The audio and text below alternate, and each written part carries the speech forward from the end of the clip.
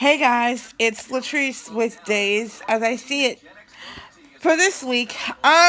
Well, as we talked about last week, Kristen's reveal as Nicole was a big disappointment. But this week was, well, kind of interesting. Maggie saw Kristen without Nicole's face, and it sucks because when she told Brady, he didn't believe her because she was drunk, and that's gonna draw the storyline out so much longer, and that is a sucky deal too. Um, there's a spoiler out that says that Deimos could be the one holding Kristen or holding Nicole. Sorry, guys. And I find that quite interesting. I think it's a really good theory because I don't know if you guys remember, but before Deimos was allegedly murdered, um, he was developing a new drug, and um, he was planning to try to take over the drug the drug scene in Salem. Um, and after he was killed, the drug disappeared. I mean, seemingly almost without a trace. So, is it possible now that, excuse me, that El Fideo is dead, that he has taken over the cartel? This would explain why Xander is so blindingly loyal to whoever is running things behind the scene. Kristen is his partner, but she is not calling the final shots. It would also explain why Xander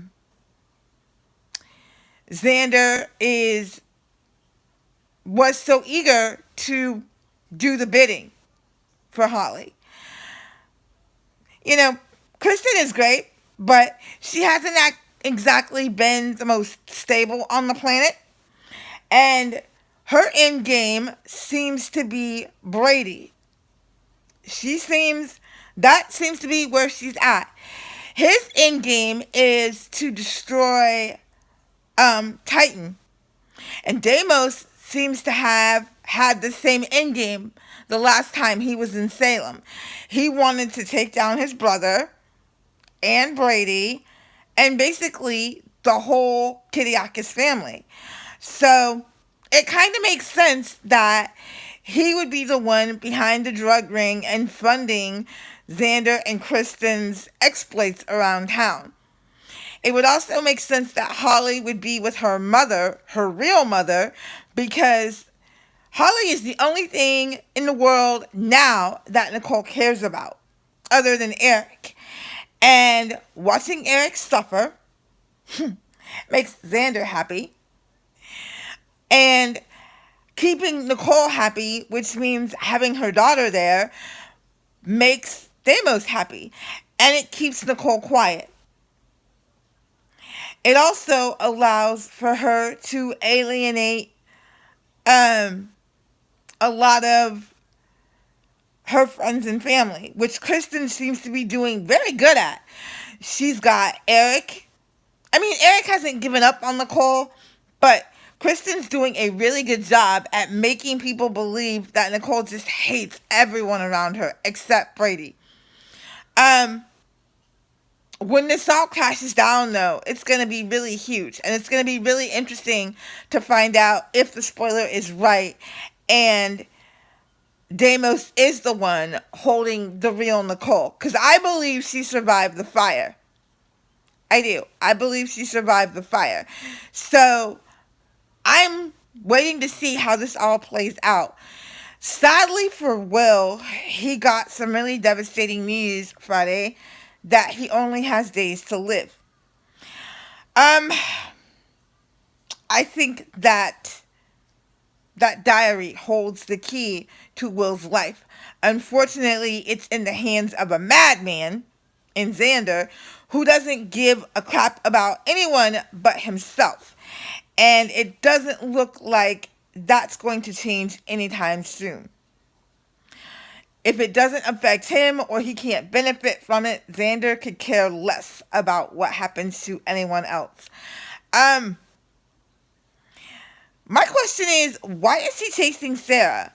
Sarah was the one night stand from hell, honestly. The girl is so confused. She doesn't know which end is up. She doesn't know whether she wants to marry Eric or Rex or, what she wants. And now throw Xander into the mix, and what we've got is one royal mess on our hands. But Xander seems determined to get himself another shot at Sarah. Is it possible that he's in love with Sarah?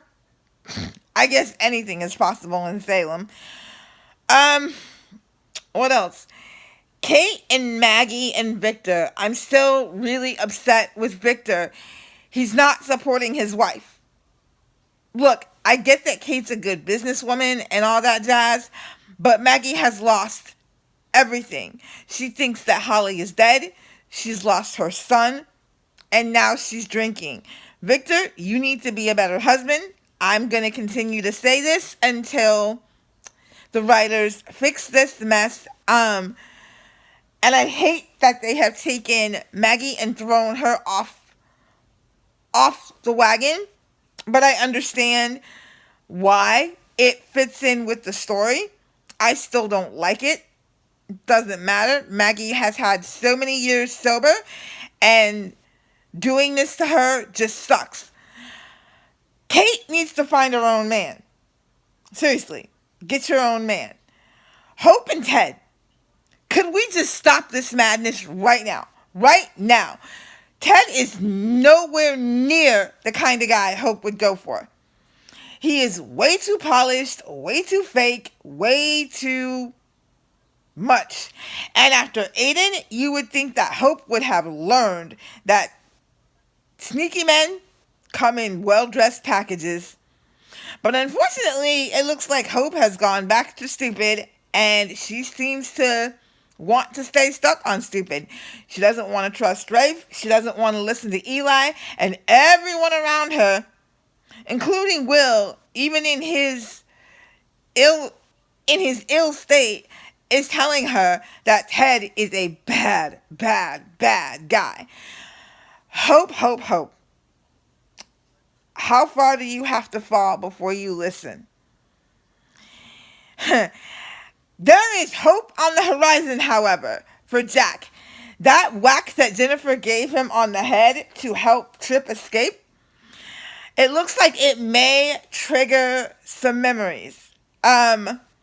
Spoilers are saying that Jack is going to have some memory flashes. It's about time. I am sick of seeing Jack be this evil, ugly, just unholy person and associating himself with the she-devil herself in Eve. And hopefully soon Jack is going to come back to the man we all know and love before we all jump to the TV and kill him. But it looks like we're going to get some serious action next week. Claire is going to fall completely off the mountain and just totally lose herself.